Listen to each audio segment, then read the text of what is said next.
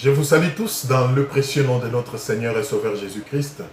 Je bénis le nom du Seigneur, notre Dieu, qui nous a gardés tout le long de l'année, qui est en train lentement mais sûrement de finir, et qui, au-delà de tout ça, au nom de son amour, nous donne l'opportunité de pouvoir justement partager sa parole et de parler de cette année, de quelle manière ça s'est passé pour les uns, pour les autres.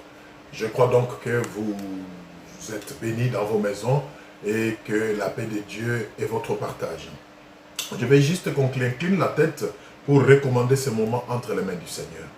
Père de gloire, merci pour ta fidélité, merci pour mon frère et ma sœur, merci pour tout un chacun de nous, oh Dieu. Que toute la gloire te revienne, que ton esprit nous parle, que ton esprit nous encourage, que ton esprit nous fortifie, que ton esprit nous soutienne, oh Dieu, en cette fin d'année, nous et nos familles, au nom de Jésus-Christ. Amen. Voilà, bien-aimés, c'est la fin de l'année qui s'annonce. Et moi, j'ai toujours dit, c'est le temps d'essayer un peu de s'asseoir et d'essayer de faire une évaluation. Beaucoup appellent ça bilan et autres, mais moi je préfère de parler d'une évaluation, voir un peu de quelle manière les choses se sont passées, voir un peu est-ce qu'on a pu atteindre les objectifs qu'on s'est assignés, voir un peu dans quelle mesure ou jusqu'à quel degré nos aspirations, nos projets ont pu être accomplis ou pas. Et vous conviendrez avec moi qu'après cet exercice d'évaluation, nous ne pouvons aboutir qu'à deux issues.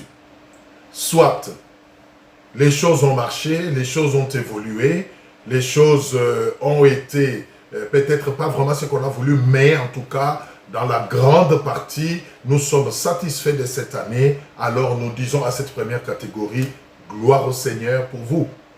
Et l'attitude que vous devez avoir, c'est de lui rendre grâce, c'est de bénir son nom, c'est de lui dire merci, afin que la nouvelle année qui est à la porte déjà puisse être meilleure. Souvenez-vous, la parole de Dieu dit, avec Dieu nous allons de gloire en gloire. Avec Dieu nous prospérons à tous égards. Donc si vraiment, après cet exercice d'évaluation, pour vous, cette année a été bonne, a été meilleure, vraiment, je vous recommande de rendre des actions de grâce à Dieu, de bénir son nom et de lui demander la force et la capacité spirituelle de pouvoir encore exceller pendant l'année qui va commencer. Et la deuxième sortie, après cette question, il y a une deuxième catégorie de réponses, c'est que l'année n'a pas été fameuse. L'année n'a pas été vraiment ce qu'on a voulu. Et c'est particulièrement à cette catégorie de personnes que j'aimerais m'adresser en cette occasion. Mais avant cela, j'aimerais qu'on puisse d'ores et déjà prendre notre premier passage et qui s'adresse beaucoup plus à la première catégorie, c'est-à-dire ceux-là qui, après évaluation, estiment que l'année a été bonne et meilleure. Nous allons prendre donc Exode 33, 19. Exode 33. Ici, c'est l'Éternel qui s'adresse à Moïse. Écoutez en quels termes il le fait. L'Éternel répondit, « Je ferai passer devant toi toute ma bonté, et je proclamerai devant toi les noms de l'Éternel. J'ai fait grâce à qui je fais grâce, et miséricorde à qui je fais miséricorde. Je fais grâce à qui je fais grâce, et miséricorde à qui je fais miséricorde. » Ici, c'est l'Éternel qui parle à Moïse. Ces passages nous aident tout simplement à comprendre ce qu'on appelle la souveraineté de Dieu. Vous savez, cette année a été bonne pour vous. Cette année, vous avez pu atteindre vos objectifs. Cette année, vous avez pu avancer, vous avez pu faire du progrès. Gloire au Seigneur. Mais je vais juste attirer votre attention, ne vous glorifiez pas. Mais bénissez le Seigneur et reconnaissez que c'est Dieu qui vous a accordé cette grâce. Nous venons de les lire, il fait grâce à qui il fait grâce. Donc, si le Seigneur a daigné vous faire grâce pour que cette année se passe tel que vous vous entendez à ça, gloire au Seigneur, bénissez son nom, mais dites-lui aussi merci. Ne croyez pas que ça a été vos efforts, ne croyez pas que ça a été vos relations ou votre sérieux qui ont fait que vous puissiez passer cette année de manière satisfaisante. Reconnaissez avec humilité que c'était la grâce de Dieu et dites-lui merci d'une part. Et d'autre part, soutenez ceux-là pour qui elle n'a pas été intéressante, elle n'a pas été, du moins par rapport à ce qu'ils pensent, elle n'a pas été ce qu'ils ont voulu. C'est très important, donc que l'ennemi ne saisisse pas l'occasion pour nous plonger dans l'orgueil, dans l'arrogance et dans les mépris des autres, parce que nous avons comme l'impression qu'on a avancé alors que les autres ont stagné par exemple. Non, c'est une grâce, Dieu vous a fait grâce, reconnaissez cela par des actions de grâce. Et vous, pour qui cette année n'a pas été ce que vous avez voulu, vous pour qui cette année qui finit, vous n'avez pas pu obtenir ce que vous avez voulu par rapport à votre santé, par rapport au travail, par rapport à vos projets, par rapport à votre mariage, à votre couple, à votre carrière, à vos recherches. Bref, vous pour qui cette année semble avoir été un échec ou une détresse ou une misère. J'aimerais m'adresser aussi particulièrement à vous. Cela ne signifie pas que le Seigneur ne vous aime pas. Cela ne signifie pas que le Seigneur vous a oublié. Cela ne signifie pas que le Seigneur n'a pas jeté ses regards cette année sur vous. Non, je vais vous le prouver plus tard. Mais cela signifie tout simplement, comme nous venons de le lire dans Exode 39, 19, Dieu est souverain, il sait pourquoi il a voulu que les choses soient ainsi. Mais ce qui est intéressant, c'est qu'il n'en a pas encore fini avec vous. Il n'en a pas encore fini avec vous. Ça, vous devez le savoir. Cela nous amène à déterminer donc le thème de notre partage de cette occasion que nous intitulons comme suit.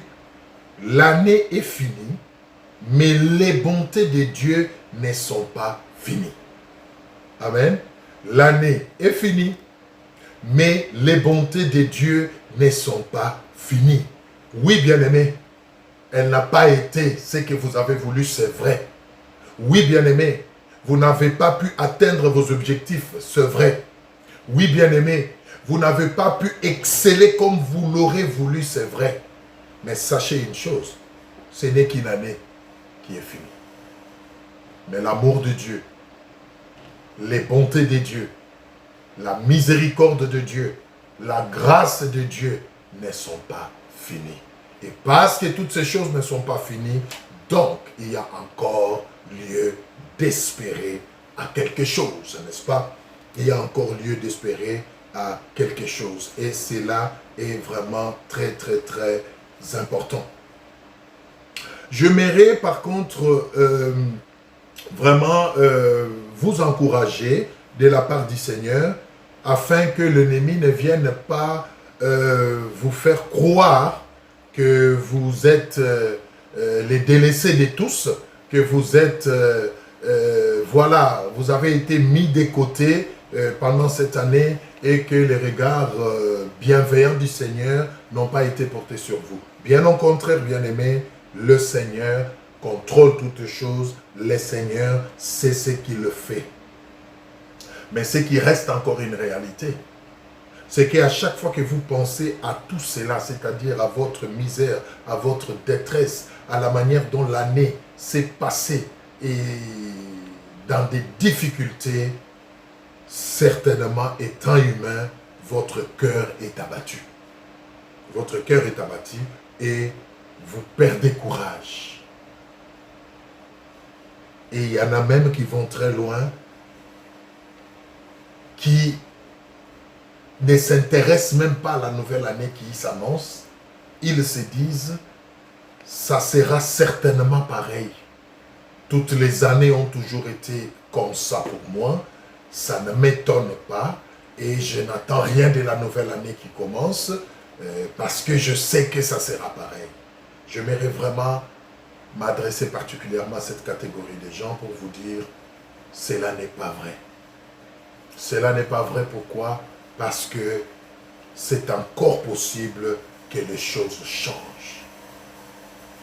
Donc, ne vous laissez pas convaincre par l'ennemi, ne vous laissez pas plonger dans ce qu'on appelle la résignation ou les fatalismes ou les négativismes en vous disant pareil, une année vient, oui, mais pour moi c'est pareil, parce que je sais que toutes les années ont toujours été comme ça pour moi. Rien n'avance, rien ne marche, rien n'est constaté comme progrès.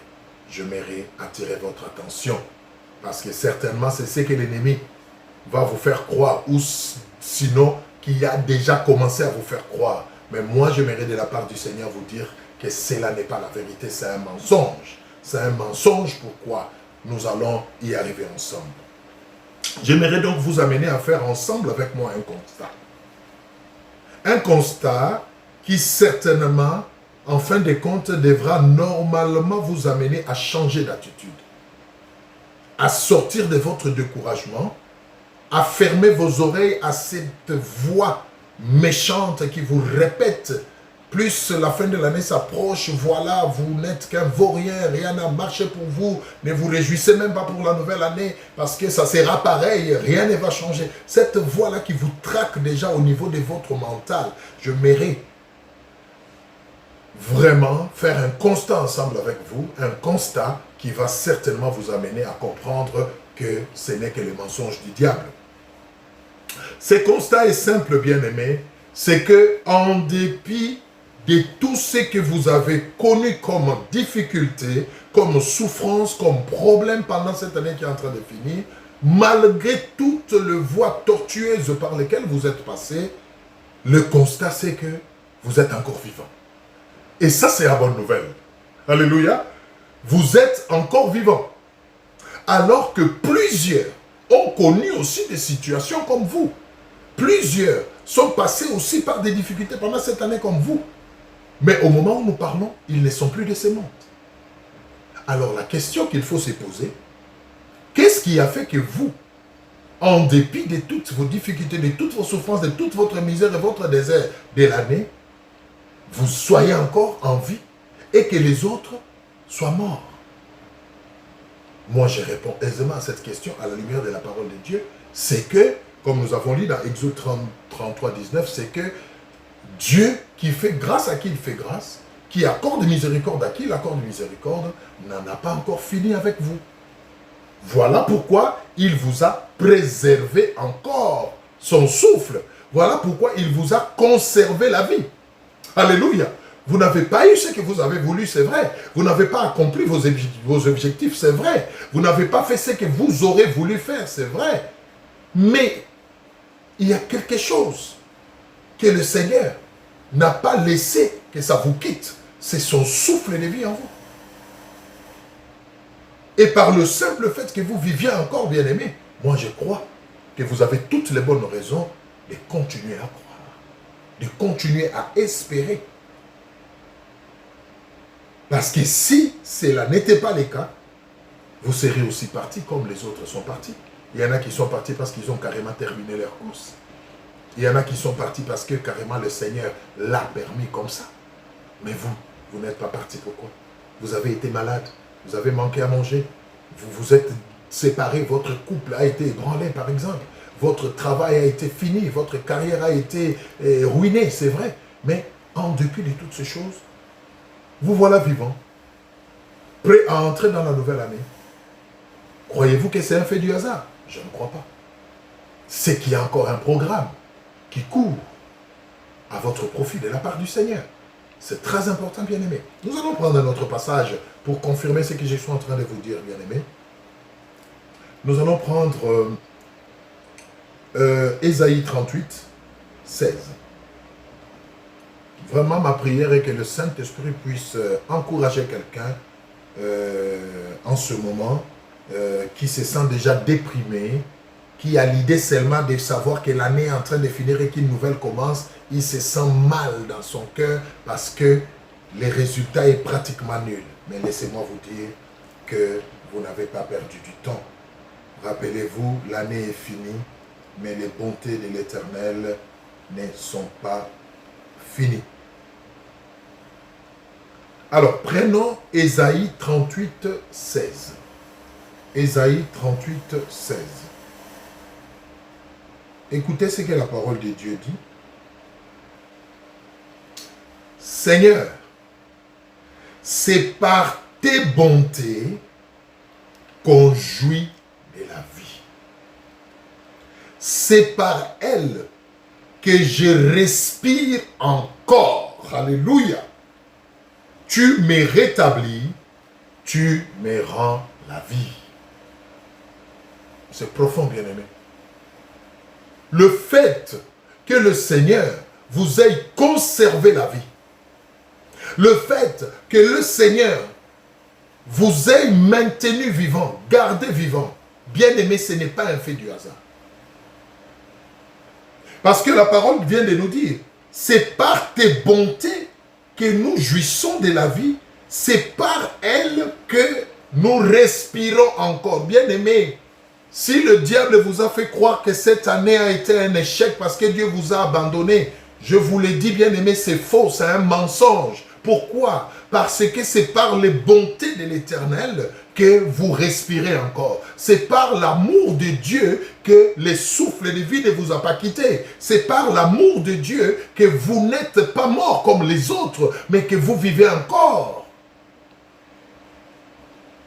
Et parce que vous vivez encore, donc, il y a de l'espérance.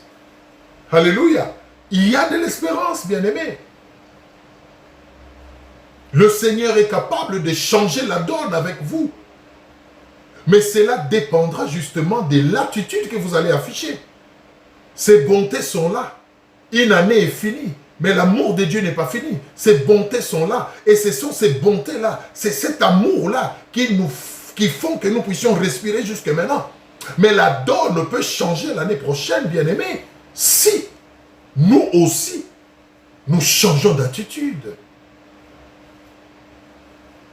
Voilà pourquoi j'aimerais vous encourager. Ne vous dites pas que tout est fini. Ce n'est qu'une année qui est finie. L'amour de Dieu est encore là. Sa grâce est encore là. Sa puissance est encore là. Le Dieu de l'impossible vit encore. Et vous aussi, vous vivez encore par ses bontés.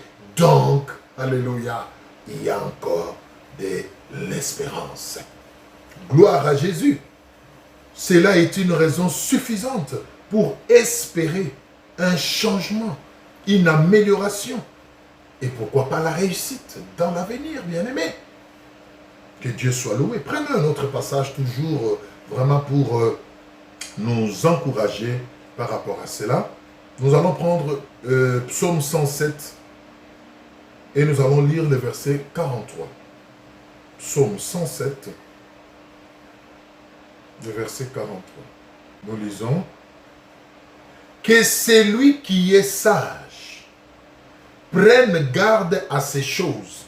À ces choses, quelles choses? Ce que nous venons de dire, le fait de vivre encore, le fait de respirer encore, le fait qu'on ne soit pas mort comme les autres et qu'on voie la fin de l'année et qu'on espère la nouvelle année. Que celui qui est sage donc prenne garde à ces choses et qu'il soit attentif aux bontés de l'Éternel. Oui, bien-aimé, que ce que tu as enduré pendant cette année qui est en train de finir ne t'amène pas à oublier les bontés de l'Éternel. Si tu as pu résister à tous les vents qui ont soufflé, si tu as pu tenir, si tu as pu sortir de la maladie, ou même si tu as encore des dents, mais que tu vis encore, bien-aimé, c'est que les bontés de l'Éternel t'ont accompagné d'une manière ou d'une autre. Et sois attentif à cela. Laisse-toi encourager par ça. Et prends les choses entre les mains et continue la marche. Le Seigneur ne t'a pas abandonné. Prenons encore un autre passage. Je vais vraiment vous donner plusieurs passages pour vous stimuler. L'idée derrière, c'est que vraiment vous puissiez vous sentir bien. Que la parole de Dieu, vous savez, la Bible dit, il envoya sa parole et sa parole les guérit. Je veux vraiment que vous soyez guéris de cette amertume, de ces pensées que l'ennemi est en train d'injecter en cette fin d'année en vous, pour vous faire voir que vous avez été inutile, rien n'a marché. Non, bien aimé, vous n'avez peut-être pas encore vu avec les yeux physiques, mais sachez que les bontés de Dieu ont été là. Et c'est possible que les choses changent parce que vous vivez. Reprenons encore un verset. Ça sera l'avant-dernier, avant que nous ne puissions prier. Genèse 19, nous prenons le 19e verset. Genèse 19, 19. Voici, j'ai trouvé grâce à tes yeux, et tu as montré la grandeur de ta miséricorde à mon égard, en me conservant la vie. Alléluia. Mais je n'ai pu me sauver à la montagne avant que le désastre m'atteigne et je périrai. Ici, vous connaissez l'histoire de Lot, que Dieu devait sortir, n'est-ce pas, de là où il vivait, parce qu'il devait détruire les deux villes de Sodome et de Gomorrhe, vous savez. Il dit, Seigneur, j'ai trouvé grâce à tes yeux et tu as montré la grandeur de ta miséricorde à mon égard en me conservant la vie. Bien-aimés, vous avez peut-être l'impression d'avoir échoué. Vous avez peut-être l'impression que cette année qui est en train de finir n'a pas été utile pour vous, n'a pas valu la peine d'être vécue. À cause de la maladie peut-être, ou de votre couple qui a volé en éclats, ou de votre travail qui s'est arrêté subitement, ou des difficultés que vous avez connues. Mais laissez-moi vous dire, bien-aimés, qu'au-delà de toutes ces choses, en dépit de toutes ces choses, bien-aimés, les bontés de Dieu, sa miséricorde vous a conservé la vie. Et parce que vous vivez encore, vous pouvez donc encore espérer. Vous pouvez encore espérer le meilleur. Vous pouvez encore espérer à la réussite. Vous pouvez encore espérer à la bonne santé, à la guérison, à la délivrance. Vous pouvez encore espérer à un nouveau travail. Vous pouvez encore espérer à un nouveau départ avec le Seigneur. Parce que ses bontés vous ont conservé la vie. Alléluia. Donc réjouissez-vous à cause de cela. À cause de son souffle de vie qui est encore en vous. Vous êtes peut-être en ce moment où nous sommes en train de parler dans un lit d'hôpital. Vous êtes en train de vous dire vraiment, j'aurais aimé passer les réveillons à l'église par exemple, ou avec la famille, en train de sauter, de crier. Mais regardez comment je suis cloué dans mon lit des malades. Bien-aimés, les bontés de Dieu vous ont conservé la vie. Et cela vous suffit. Réjouissez-vous dans ces lits d'hôpital et dites à Dieu, je te suis reconnaissant parce que tes bontés m'ont conservé la vie. Je ne suis pas mort. Et parce que je ne suis pas mort, je continue à espérer en toi. Alléluia. Cela nous amène à lire le dernier passage que j'aime beaucoup. Lamentation 3, 19 à 26. Et on va terminer par là pour prier. Vous êtes peut-être en prison, innocemment, des fois. Vous êtes peut-être dans une situation où vous dites vraiment, Seigneur, pourquoi moi? Bien-aimé, ne vous posez pas la question pourquoi vous. Si c'est vous, c'est qu'il fallait que ce soit vous. Oui, bénissez le Seigneur parce que ses bontés vous ont conservé la vie. Vous êtes en prison, mais vous vivez. Alléluia! Vous êtes dans un lit d'hôpital, mais vous vivez encore. Il y a de l'espérance. Il y a de l'espérance. Il y a de l'espérance. Écoutez ce que la Bible dit. Quand je pense à ma détresse, à ma misère, à l'absinthe et au poison, quand mon âme s'en souvient, elle est abattue au-dedans de moi. Voici ce que je vais repasser en mon cœur, ce qui me donnera de l'espérance. Les bontés de l'Éternel ne sont pas épuisées. Ses compassions ne sont pas à leur fin. Alléluia. Elle se renouvelle chaque matin. Oh, que ta fidélité est grande. L'Éternel est mon partage, dit mon âme. C'est pourquoi je veux espérer en lui.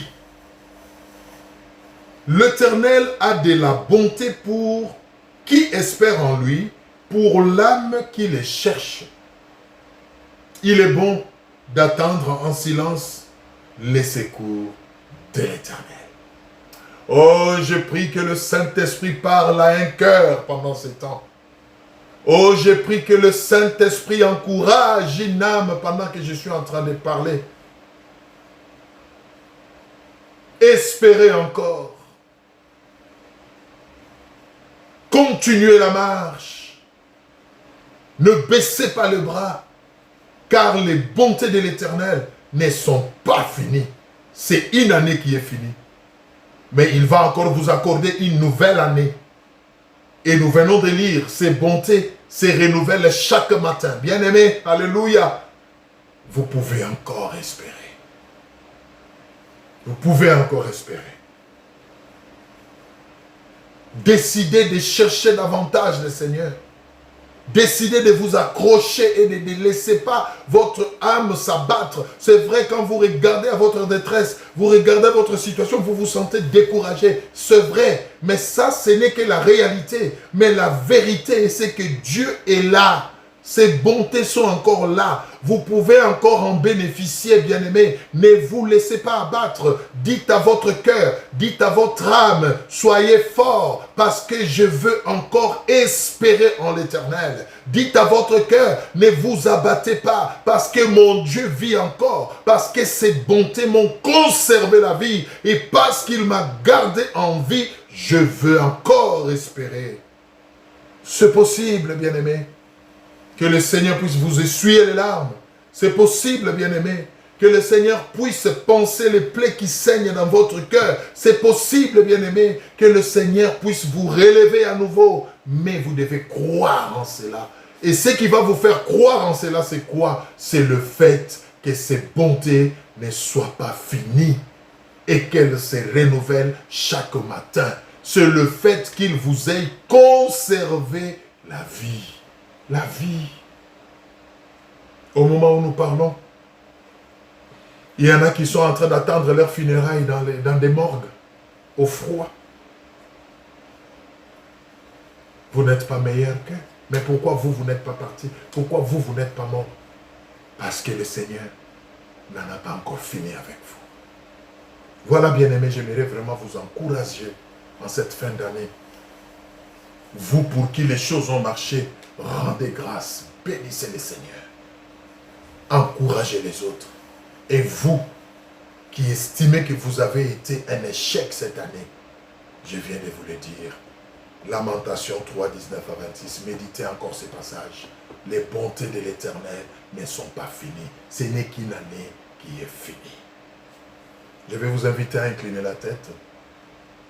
Je ne sais pas dans quelle situation vous vous trouvez dans ces quelques jours qui dévancent la fin de l'année. Mais croyez-moi, bien-aimés, le miracle existe. Ce que vous n'avez pas pu obtenir tout le long de l'année, le Seigneur peut vous les donner pendant ces quelques jours qui restent. C'est possible. Et la Bible dit, il vous sera fait selon votre foi. Vous n'avez peut-être pas été guéri toute l'année, mais je vous dis, pendant ces 3 jours qui restent, un miracle peut se passer. J'aimerais parler à quelqu'un ce soir. Tu es malade. Tu as un cœur blessé qui saigne. Tu as des larmes chaudes qui coulent sur tes joues. Ton cœur est gonflé d'amertume. Quand tu ressasses ta détresse et ta souffrance, laisse-moi te dire, ce soir, je n'ai ni or ni argent à te donner. Mais ce que j'ai, je mérite de les donner.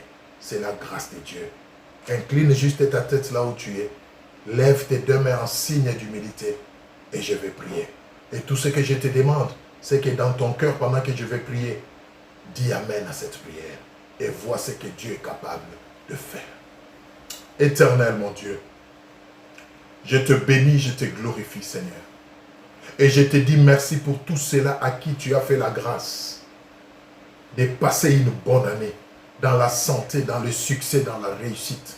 Bénis-les encore davantage. Soutiens-les, mon Père et mon Roi, pour qu'ils te restent fidèles. J'aimerais aussi prier de manière très particulière, bien-aimé, pour ceux-là, pour qui cette année semble avoir été un échec, une détresse, une misère, à cause de la maladie, à cause de la dépression, à cause, Père éternel, des soucis de la vie, à cause des difficultés financières, à cause, Père éternel, de leur couple, du divorce, à cause, Père éternel, de beaucoup d'autres choses, oh Dieu, peu importe la raison, tout ce que je sais, mon Père, que tes bontés, parce qu'elles ont conservé la vie à mes bien-aimés, il y a encore de l'espoir. Je prie pour un miracle. Pendant ces quelques jours qui restent avant la fin d'année, Seigneur mon Dieu, je prie que les écluses des cieux s'ouvrent, que quelque chose de particulier se passe et que tout celui qui est en train de dire Amen à cette prière maintenant, oh Dieu, où qu'il soit dans le coin du monde, quelle que soit sa situation, alléluia, qu'un ange de l'Éternel se dépêche, mon Père et mon Roi, au nom de Jésus-Christ, pour donner la réponse à sa question, pour donner solution à son problème, oh Dieu, dans le nom puissant de Jésus-Christ. Oh, je te bénis, parce qu'en ce moment, il y a quelque chose qui se passe. Il y a un bruit qui se fait entendre dans différents endroits où les hommes et les femmes de foi, Seigneur mon Dieu, sont en train de dire Amen à cette prière. Seigneur, étonne-le. Seigneur, étonne-le. Seigneur, donne-leur un témoignage, oh Dieu, parce que rien n'est impossible à toi. Nous venons de lire dans ta parole que tes bontés se renouvellent chaque matin. Je prie que le matin qui va suivre ces jours soit un matin exceptionnel pour mon frère et pour ma soeur. Au nom de Jésus, que la guérison soit donnée à ceux qui sont malades, que la paix soit donnée à ceux qui sont troublés. Maintenant que je prie au Dieu, que le sourire, oh Dieu, alléluia, revienne dans les cœurs découragés. L'espérance, mon Père et mon Roi, au nom puissant de Jésus. Recevez ces choses par la foi et laisse que la main de l'Éternel vous visite. Au nom de Jésus-Christ, nous avons prié, Père de gloire. Amen. Voilà, bien-aimés, c'était vraiment un encouragement de la part du Seigneur pour vous. Réjouissez-vous, comme la parole de Dieu dit, et réjouissez-vous encore davantage dans le Seigneur, parce que l'année est finie, mais ses bontés ne sont pas finies. Dieu est encore favorable, il continuera à se manifester dans votre vie. Je vous bénis. Je vous souhaite de très bonnes fêtes de fin d'année en famille, que vraiment tout vous soit favorable et que la grâce de Dieu arrive avec vous à la fin et vous introduise, alléluia, avec triomphe dans la nouvelle année, une année exceptionnelle, une année de gloire, au nom de Jésus-Christ. Amen. Soyez bénis. Bonne fête.